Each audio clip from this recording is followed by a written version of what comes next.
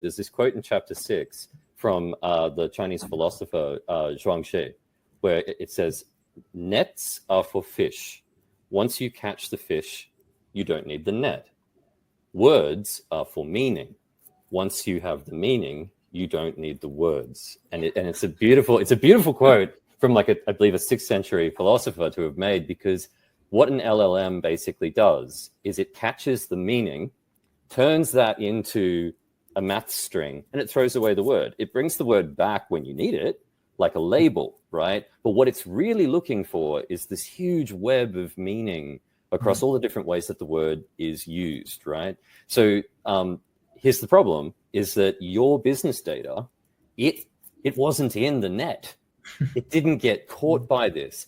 And so if you now pick up this net, you've heard, oh, awesome, this catches meaning. I'm going to throw this net out and catch some meaning, right? You go to try and catch some fish, except your database doesn't call it fish. It calls it S_902175.3 because you've taken source labels from a source system, right? Or someone called it that 10 years ago and they've left the business.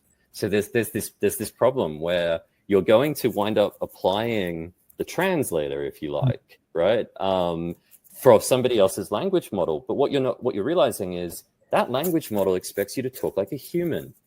And that's why, Kent, your quote was so amazing. That's the natural language piece. Yeah, that was one of the in doing this document, the predictions with Coalesce, that was one of those aha moments for me. It's like, because I've always been on the, let's do a business model, right? And what you're talking about now is the semantics of the business. It's not S 1 2 3 4 5.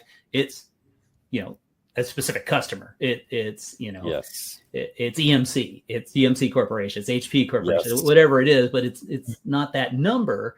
And for the LLM to communicate with us and us to communicate with it, we have to speak the same language, right? So that's where we're getting back to the idea of a semantic model.